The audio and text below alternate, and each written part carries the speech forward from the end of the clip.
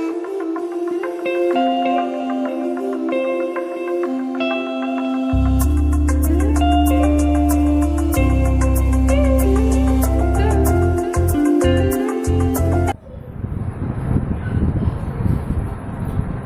students, myself Deepak Kumar Sharma and today my chapter is current electricity, chapter number 3 for class 12. In this chapter I will explain current and electricity. So what is the relation between current and electricity? हम इसमें discuss करेंगे current और electricity. तो firstly the first topic of this chapter is electric current. सबसे पहले हम बात करते हैं इलेक्ट्रिक करंट।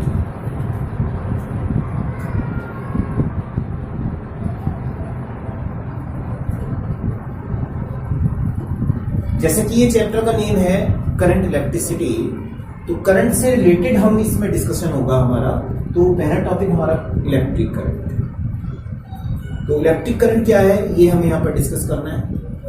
10th क्लास में भी ये टॉपिक रिपीट हुआ है, वहां पर भी हमने इसको पढ़ा है, उसी को हम यहाँ पर स्टार्ट करते हैं। करंट को हम इंडिकेट करते हैं I से, I equal to Q upon T। यहाँ करंट को हम I से इंडिकेट करते हैं। Q चार्ज है and T time, where Q is charge and T for time and I for current। तो यहां पर आप देखते हैं कि Q अपॉन T, T जिस भी फिजिकल क्वांटिटी के साथ लगता है तो वो रेट में कन्वर्ट हो जाता है।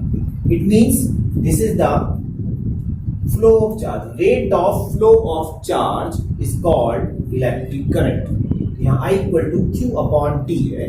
It means the electric current is equal to the rate of flow of charge, rate of flow of charge in any conductor।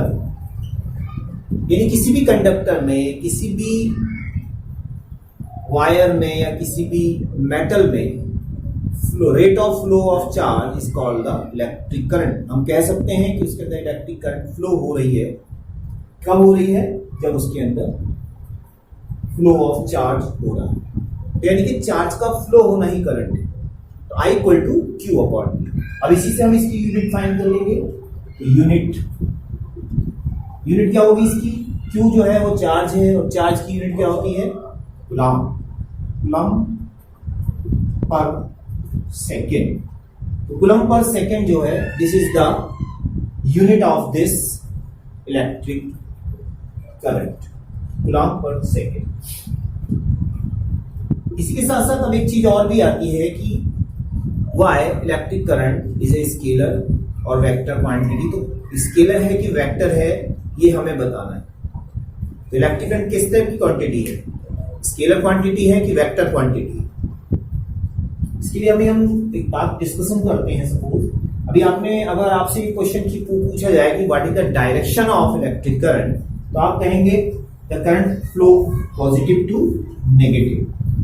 Current है वो पॉजिटिव से नेगेटिव की ओर फ्लो करता है, ये इसकी एक पर्टिकुलर डायरेक्शन होगी। बट ये एक स्केलर क्वांटिटी है। स्केलर क्वांटिटी क्यों है? क्योंकि इसकी पर्टिकुलर डायरेक्शन नहीं है। Because at A junction point, suppose ये एक जंक्शन पॉइंट है और यहाँ से हमने किरचॉफ में पढ़ा हुआ है कि अगर कोई करंट यहाँ से फ्लो हो रही है, सपोज 5 एम्पीयर की करंट यहाँ से फ्लो हो रही है, तो वो यहाँ पर आकर के 2 पार्ट में डिवाइड हो जाती है। यानी this current divided into 2 parts, 3 and 2 ampere. यानी जंक्शन पॉइंट उसी को बोलते हैं जहां पर करंट जो है वो डिफरेंट करंट्स में डिवाइड हो जाए। तो जंक्शन पॉइंट पर ये चेंज हो जाती है। अब यहाँ पर आप देख रहे हैं कि करंट की एक पर्टिकुलर डायरेक्शन है और यहाँ पर आकर के वो डिफरेंट डायरेक्शंस में कन्वर्ट हो गई है। एक इधर चली गई है, एक इधर चली गई है। तो इससे हम प्रूव कर सकते हैं कि it is a vector quantity, scalar quantity is not a vector. Vector quantity क्या होगी? एक पर्टिकुलर डायरेक्शन। यहाँ पर हम क्वेश्चन का आंसर ये दे सकते हैं कि इलेक्ट्रिक करंट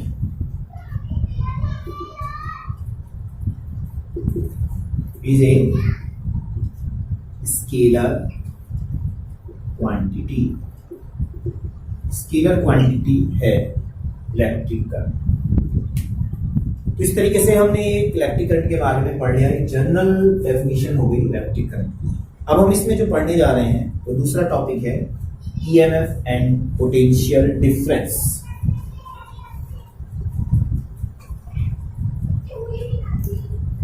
नेक्स्ट टॉपिक है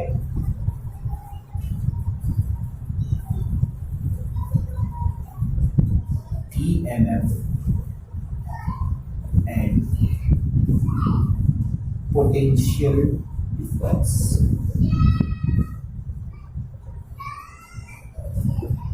सबसे पहले मैं बात करूंगा ईएमएफ की। ईएमएफ किसको बोलते हैं? ईएमएफ, तो ईएमएफ की फुल फॉर्म होती है इलेक्ट्रोमोटिव फोर्स।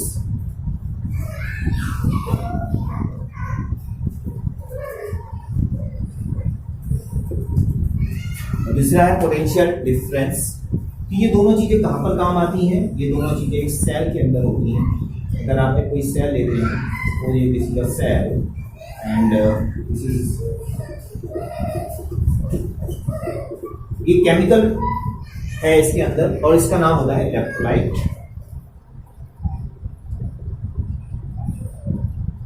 इस केमिकल का नेम है इलेक्ट्रोलाइट। टू टर्मिनल्स है यहाँ पर, plus and minus, anode and cathode. Plus को एनोड, कैथोड। केमिस्ट्री में भी है। अब होता क्या है कि जब हम किसी इलेक्ट्रोलाइट में ये एनोड और कैथोड रखते हैं तो क्या होता है, एक सेल का कॉम्बिनेशन बन जाता है, इसके अंदर एक करंट फ्लो होती है। अब अगर हम इस वायर को, जो ये हमारे पास पॉजिटिव और नेगेटिव टर्मिनल्स हैं, इसको हमने कनेक्ट कर दिया है एक रेजिस्टेंस से। This is the external resistance. External resistance, ठीक है। इसी तरीके से इंटरनल रेजिस्टेंस भी होता है। रेजिस्टेंस मींस क्या होगा कि रेजिस्टेंस हम उसको कहेंगे, जो अभी हम ओम्स लॉ में पढ़ेंगे उसमें मैं आपको उसको पूरी तरीके से क्लियर करूंगा। तो रेजिस्टेंस क्या होता है? जो करंट को रोकता है, करंट को कम करता है। यहाँ पर हम करंट फ्लो हो रही है और एक करंट जो है वो इसके अंदर फ्लो होगी।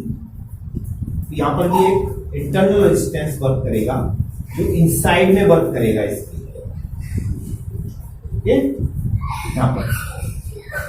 यहाँ पर आप देख रहे हैं कि जो ये एनोड और कैथोड दो इलेक्ट्रोड हैं, इनमें क्या होता है, एक तो आउटसाइड और एक इनसाइड। आउटसाइड में एक्सटर्नल रेजिस्टेंस वर्क कर रहा है और इनसाइड में इंटरनल रेजिस्टेंस वर्क कर रहा है। यह है इंटरनल रेजिस्टेंस। तो मैं बात कर रहा था ईएमएफ की। What is the EMF? EMF क्या है? एक total amount of work done.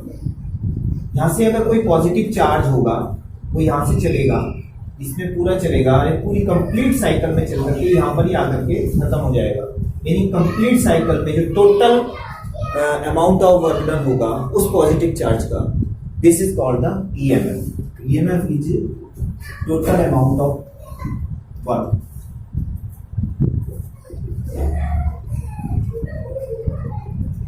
In A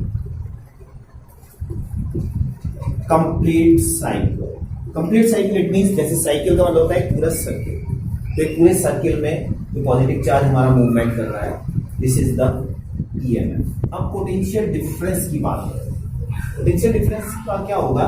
the positive charge move from first terminal to second terminal, यानी फर्स्ट टर्मिनल से चलेगा और सेकेंड टर्मिनल पर आकर के खत्म हो जाएगा, रुक जाएगा, इंटरनल में वर्क नहीं करेगा। ये क्या होगा? Total amount of work done from first terminal to second terminal, ठीक है। फर्स्ट टर्मिनल से सेकंड टर्मिनल में जो भी total amount of work done होगा, this is called the potential difference, and the total amount in a complete cycle is the EMF of the cell. अब हमने क्या करना हुआ है, इनके अंदर ये ईएमएफ और पोटेंशियल डिफरेंसेस हो गए। तो यहाँ पर हम सेल के बारे में यहाँ पर इन दोनों को यहाँ पर एक्सप्लेन कर सकते हैं। अब हमने क्या करना है, एक रिलेशन निकालना है। रिलेशन इट मींस ई का रिलेशन, पोटेंशियल डिफरेंस V का रिलेशन, और एक इंटरनल रेजिस्टेंस R का रिलेशन, यानी the relation between EMF, potential difference and internal resistance. तो relation between EMF E, potential difference V and internal resistance small r. How to find the relation between them? तो EMF V and internal resistance R ये हमने find करना है। तो यहाँ पर हम क्या करते हैं, EMF it means the total external potential plus internal potential. It means EMF किसको कहेंगे हम, EMF is the sum of external potential। ये V क्या है हमारा, external potential है, और V डैश जो है वो internal potential। The sum of external and internal potential, it means E equal to V plus V dash, and it is the sum of external and internal potential of the cell, so V plus V dash। Okay? अब यहाँ पर putting the value of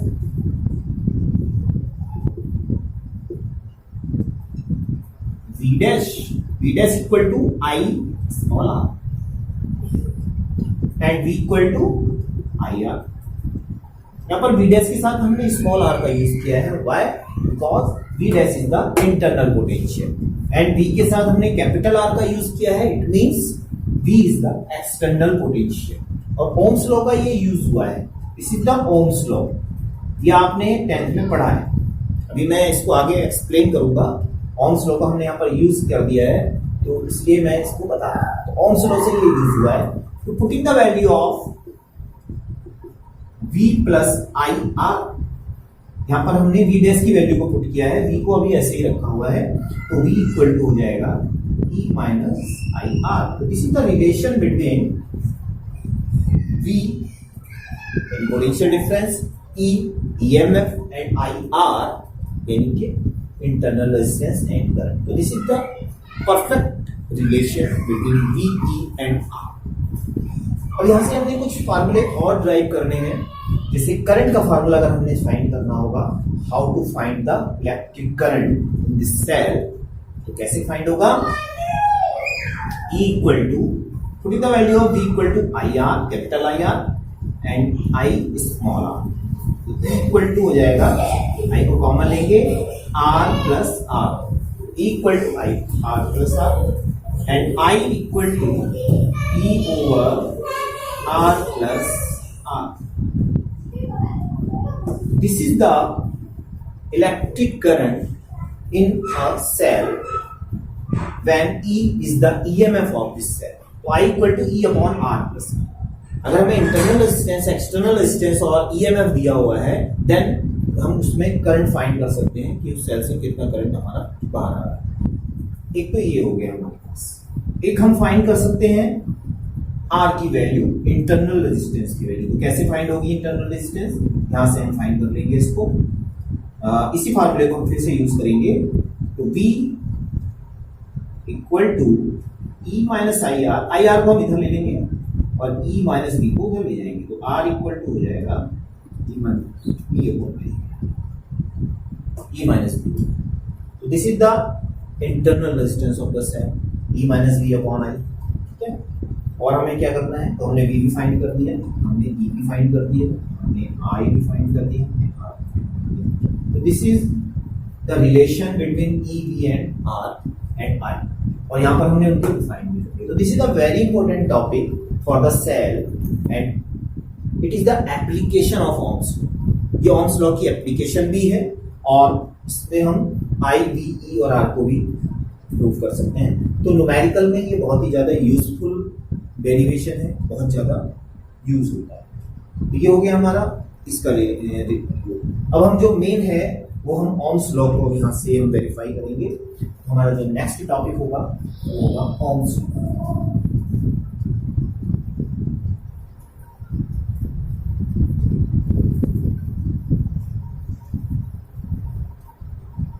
This is a very important topic for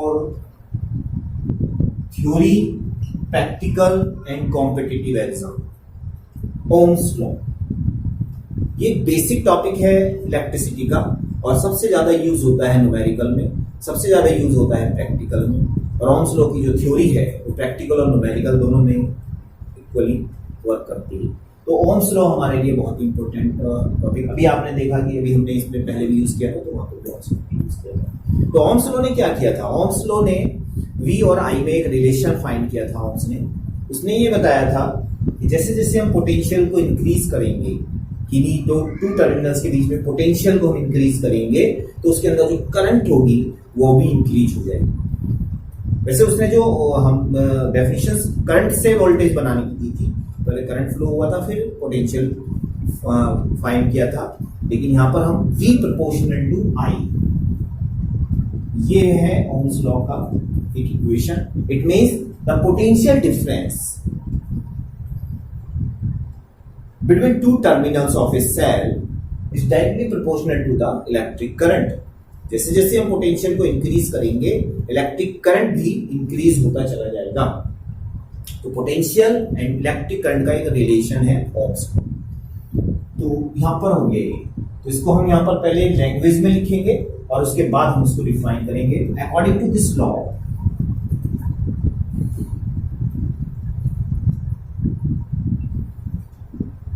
the electric potential या potential difference between two terminals of a cell, between two terminals, potential difference between two terminals is directly proportional to the electric current. Okay? Directly proportional to the electric current, यानी V directly proportional to I, यानी V increase होगा तो I automatically increase होगा। Proportional के sign को यहां से हमने करना है, लेकिन इसमें एक चीज और भी ध्यान रखनी है। ये कंडीशन कब अप्लाई होगी? ये कंडीशन तब अप्लाई होगी when the physical quantity remain constant, when the physical quantities remain constant. Physical quantity constant होनी चाहिए। अब फिजिकल क्वांटिटी कांस्टेंट कैसे होगी या क्या होती है फिजिकल क्वांटिटी? तो physical quantity means pressure, volume and temperature.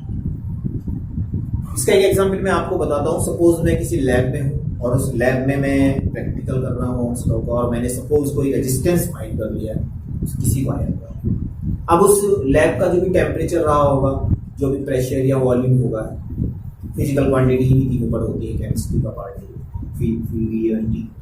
अब उसी प्रैक्टिकल्स को मैं कहीं और दूसरी जगह पर लेके जाता हूँ। सपोज वहां का टेम्परेचर लो है, तो जब टेम्परेचर लो होगा तो उसका इफेक्ट जो है उस वायर पे, उस रेजिस्टेंस पर भी पड़ेगा। और हो सकता है कि उस रेजिस्टेंस की जो वैल्यू है वो ना आए जो ऑलरेडी दूसरी लैब में है, तो हमारी वैल्यूज चेंज हो जाएंगी।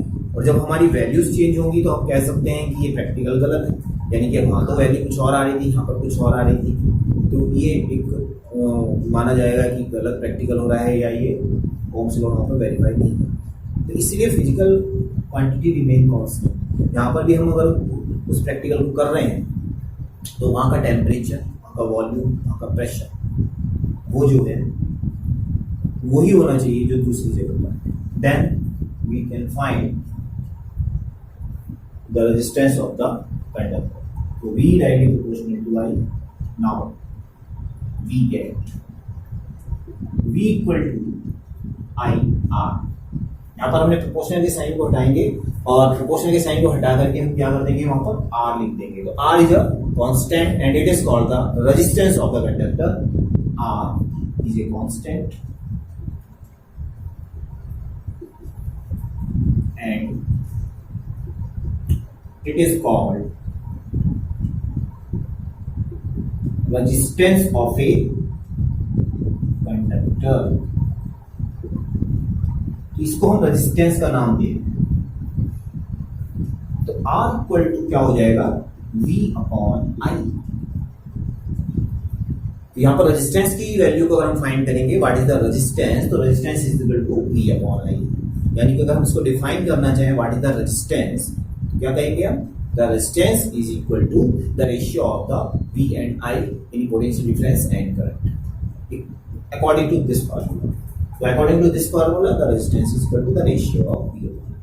तो वैसे रेजिस्टेंस क्या है, मैंने आपको बताया रेजिस्टेंस जो है वो करंट के इनवर्सली होती है, R directly proportional to 1 upon I। यानी जितना करंट ज्यादा होगा रेजिस्टेंस उतना कम होगी, और जितना रेजिस्टेंस ज्यादा होगा करंट उतनी कम होगी। यानी ये क्या करता है कि रेजिस्टेंस जो होता है वो करंट को कम करता है। जितना ज्यादा रेजिस्टेंस होगा किसी ऑब्जेक्ट का या किसी कंडक्टर का, उसकी करंट उतनी ही कम फ्लो होगी। यानी कि रेजिस्टेंस करंट को रोकता है, ये इलेक्ट्रॉन को रोकता है, ये charge of flow of charge को रोकता है।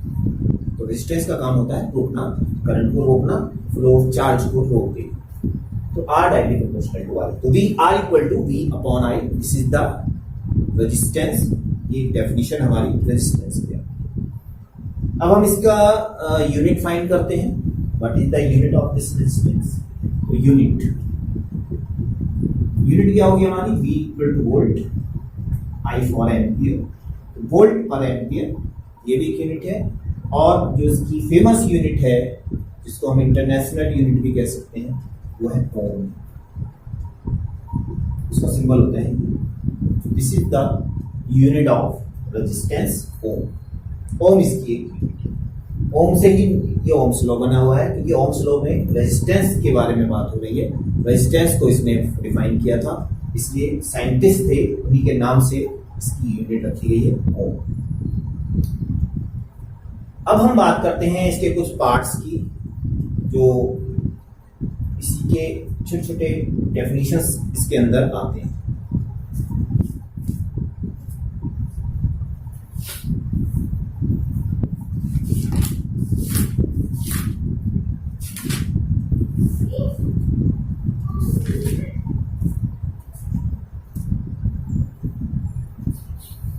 सबसे पहले हम बात करते हैं इसके सर्किट सिंबल की।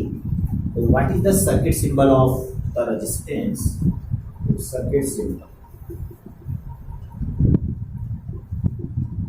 सर्किट सिंबल होता है रेजिस्टेंस का इस टाइप से। This is the circuit symbol of resistance, this is the fixed resistance.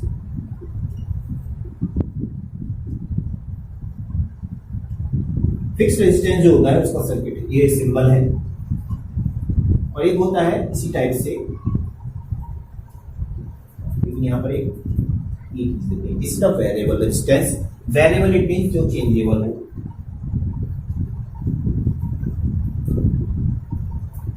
ये चेंजेबल है, यानी जस्ट लाइक ए रेगुलेटर। जैसे अगर हम घर में कोई फैन है तो उसको यूज करते हैं तो रेगुलेटर जैसे चलता है ना, ठीक just like this.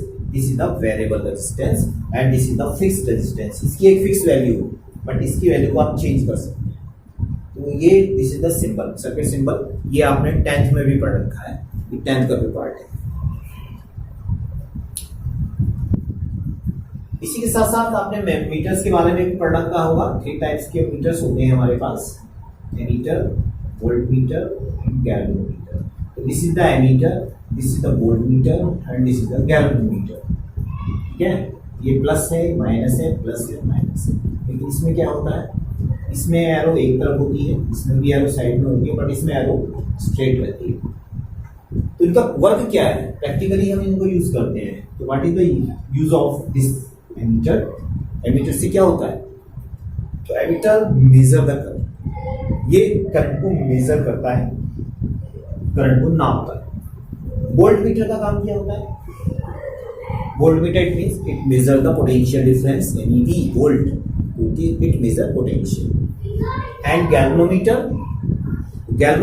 Use for detect the current in a circuit. ये करंट को डिटेक्ट करता है, करंट का मतलब डायरेक्शन डिटेक्ट करता है कि करंट किस डायरेक्शन में फ्लो हो रही है या नहीं हो रही है सर्किट में। तो डिटेक्ट द करंट, ये डिटेक्ट करता है।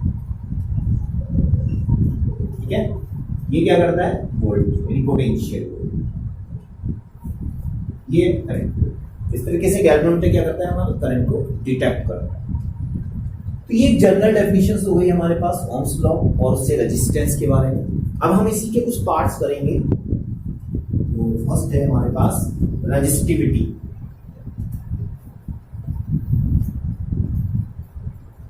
ये बहुत ही इंपॉर्टेंट टॉपिक है, आता रहता है एग्जाम्स में। रेजिस्टिविटी आपका कोई न्यू टॉपिक नहीं है, आपने 10th में भी पढ़ा हुआ है। तो रेजिस्टिविटी, इसको हम डिफाइन करेंगे। तो रेजिस्टिविटी डिफाइन करने से पहले हमें इसके अंदर एक क्वेश्चन ये भी बनता है। देखो, एक चीज के अंदर दो क्वेश्चन बनते हैं, व्हाट इज द रेजिस्टिविटी या what is the factor depends on the resistance. Resistance पर डिपेंड करती है, रेजिस्टेंस किन किन फैक्टर्स पर डिपेंड करता है। तो रेजिस्टेंस किन किन फैक्टर्स पर डिपेंड करेगा, वहां से हम शुरुआत करेंगे। तो रेजिस्टेंस डिपेंड्स ऑन, नंबर 1, सबसे पहले जो रेजिस्टेंस डिपेंड करता है वो किस पर डिपेंड करता है, एरिया पर। Resistance depends on the area of the conductor. जितना ज्यादा एरिया होगा किसी रेजिस्टेंस का, कंडक्टर भी उतना होगा, लेकिन ये एरिया के इनवर्सली होगा, 1/A होगा, क्योंकि रेजिस्टेंस इनवर्सली 1/A। एरिया जितना ज्यादा होगा रेजिस्टेंस उतना कम होगा, और एरिया जितना कम होगा रेजिस्टेंस उतना ज्यादा होगा। R directly proportional to 1/A and R directly proportional to length. Wire की लेंथ पर डिपेंड करता है, जितना वायर की लेंथ ज्यादा होगी उतना ही उसकी रेजिस्टेंस भी ज्यादा होगी, और जितना वायर की लेंथ कम होगी उतना रेजिस्टेंस भी कम होगी।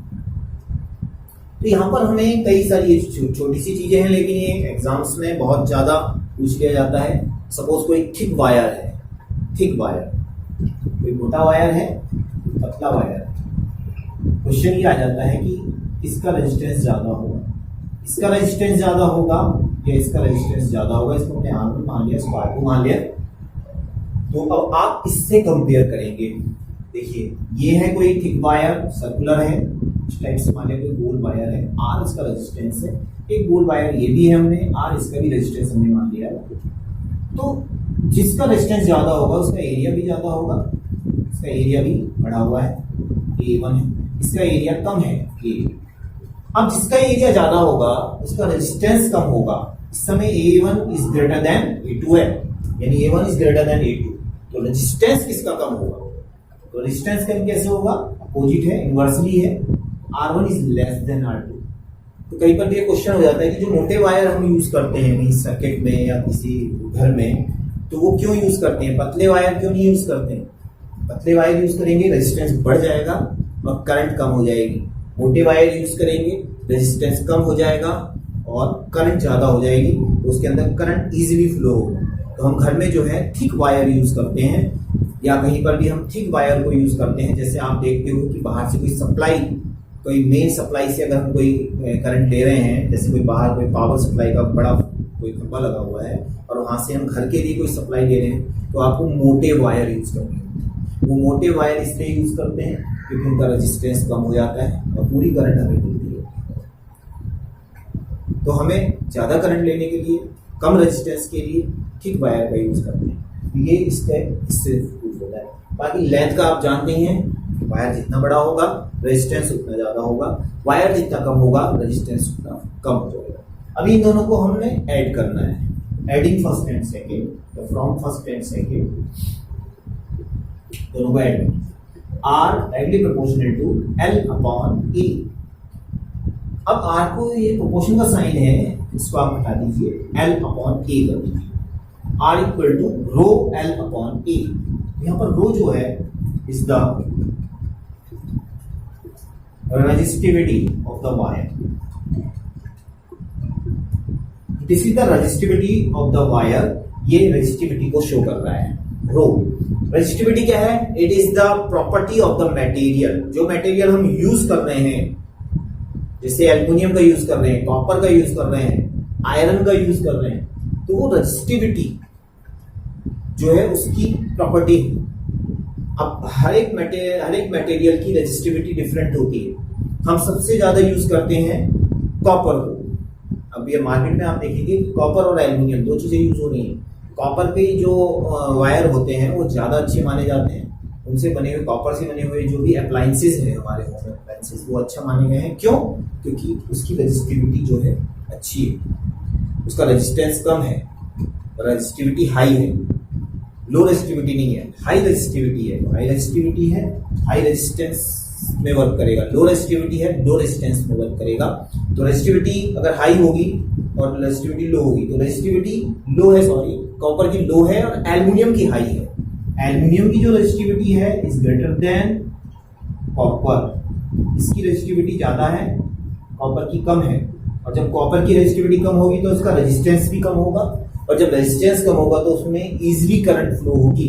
तो इसलिए हम कॉपर के ऑब्जेक्ट को यूज करते हैं एल्युमिनियम के कंपेयर में। एल्युमिनियम के जो भी ऑब्जेक्ट हम यूज करेंगे, जो भी होम अप्लायंसेज हम यूज करेंगे, वो जल्दी हीट हो जाते हैं। उनका रीजन क्या होता है कि वो जो है ज्यादा से ज्यादा करंट एब्जॉर्ब करते हैं, रेजिस्टेंस बहुत ज्यादा होता है उनका, और जिस ऑब्जेक्ट का रेजिस्टेंस जितना ज्यादा होगा वो उतना ज्यादा हीट हो जाएगा।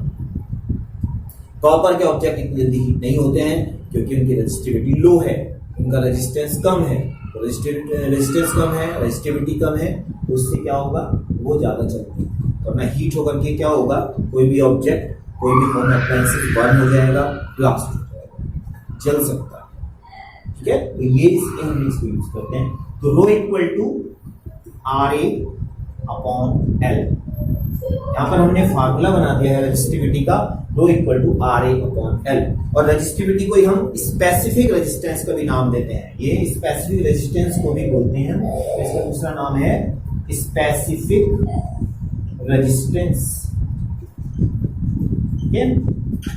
कहीं पर भी कोई क्वेश्चन आ जाता है कि डिफाइन द रेजिस्टिविटी और स्पेसिफिक रेजिस्टेंस, दोनों का एक ही आंसर होगा ये। साथ ही साथ जो हमारा रेजिस्टेंस है वो डिपेंड करता है नेचर ऑफ द मटेरियल पर, जो मैंने आपको यहां पर बता दिया। Number 3, nature of the material.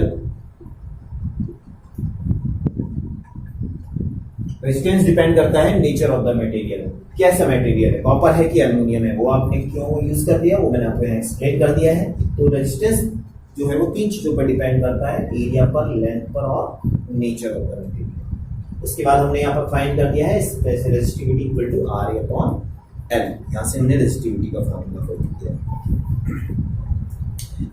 अगर हम रेजिस्टिविटी को डिफाइन करना चाहें तो how to define the resistivity, इसके लिए हमें क्या करना होगा, A और L को 1 करना होगा।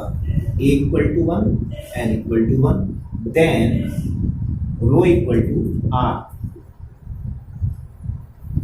रो इक्वल टू, यानी it means the resistivity of the conductor is equal to the resistance of the conductor when the area of the cross section and the length of this wire is unit.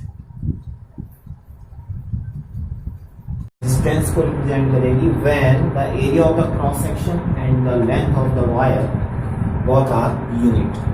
किसी wire की length और किसी wire का cross sectional area अगर 1 कर दिया जाए तो उसमें जो रेजिस्टेंस प्रोड्यूस होगा, this is the resistivity of the wire and rho equal to R। इसके बाद हमें इसकी यूनिट फाइंड करनी है। व्हाट इज द यूनिट, तो रो इक्वल टू R की यूनिट ओम, ये फार्मूला है हमारा, तो R की ओम, एरिया की metre square and metre second, rho equal to ohm metre. यहाँ the unit of the resistivity equal to ohm meter. This is the unit of the resistivity. इसके बाद next heading है हमारा current density.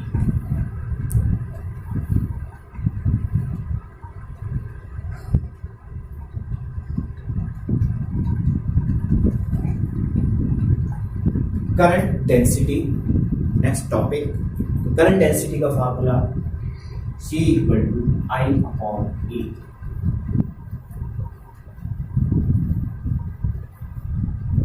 J से indicate करेंगे हम current density को। If A equal to 1 then J equal to I। यहां से हम डिफाइन करेंगे what is the current density. Current density का मतलब हो गया this is the current density for a current, यानी the current density is equal to the electric current when the cross sectional area of the conductor is unit. अगर किसी conductor की का cross sectional area 1 कर दिया जाए तो उसमें जो करंट फ्लो हो रही है, this is the current density. इसको आप डिफाइन कर सकते हैं, current density is equal to the electric current for unit cross sectional area when the cross sectional area of the conductor is unit. तो यहाँ पर करंट डेंसिटी को हम डिफाइन कर सकते हैं, और इसी के साथ साथ हम इसकी यूनिट भी लिख सकते हैं। What is the unit? तो यूनिट इक्वल टू करंट की यूनिट एम्पियर, इसकी metre square, ampere metre square, this is the unit of current density. इसके बाद आता है conductance. What is the conductance? ये एक नंबर के क्वेश्चंस हैं जो इसी से रिलेटेड है। कंडक्टेंस, कंडक्टेंस क्या होता है? C इक्वल टू 1/R, यानी conductance is equal to the reciprocal of the resistance. Resistance का जस्ट अपोजिट। ये अभी आप पूरा डिटेल से कंडक्टर उसमें पढ़ेंगे जब हम कंडक्टर का चैप्टर अपने पीछे भी पढ़ रखा है पैरेलल प्लेट कैपेसिटर के अंदर कैपेसिटी। तो कैपेसिटी क्या होती है? करंट को एब्जॉर्ब करती है और करंट को बढ़ा देती है। मान लिया किसी कंडक्टर के अंदर करंट एब्जॉर्ब हो रहा है, तो उसके अंदर जो चार्ज एब्जॉर्ब हो रहा है वो क्या करेगा? सर्किट के अंदर करंट को फ्लो को बढ़ाता है। बट रेजिस्टेंस क्या करता है? जस्ट उसका उल्टा करता है। करंट उसमें फ्लो हो रही है, उसको कम करता है। तो इसलिए रेजिस्टेंस और conductance are reciprocal to each other. So then the conductance is equal to the reciprocal of the resistance. Resistance का just opposite होगा, तो इसको आप डिफाइन कर लेंगे, इसको आप लिख लीजिए। और एक होता है conductivity. Conductivity, conductivity means small sigma equal to 1/ρ। तो conductivity is the reciprocal of the resistivity. Just same definition जो कंडक्टेंस की है, then the same definition conductivity, यानी conductivity is the reciprocal of the resistivity. तो resistivity के just opposite होता है conductivity. ठीक है, तो ये हो गया हमारे पास एक ओम्स लॉ का रिलेशन। ओम्स लॉ से हम इसको फाइंड कर सकते हैं। तो ये टॉपिक है हमारे पास। इन टॉपिकों को आपने पूरा डीपली पढ़ना है और इन टॉपिकों से रिलेटेड जो क्वेश्चंस होंगे उनको सॉल्व करना है। और ये बहुत इंपॉर्टेंट टॉपिक है जो एक नंबर में भी आते हैं या कंबाइंड में भी आ सकते हैं, पूरे में आते हैं और बहुत ही यूजफुल है। तो फिलहाल अभी इतना करेंगे और उसके बाद फिर इसी से रिलेटेड क्वेश्चंस को फिर मैं नेक्स्ट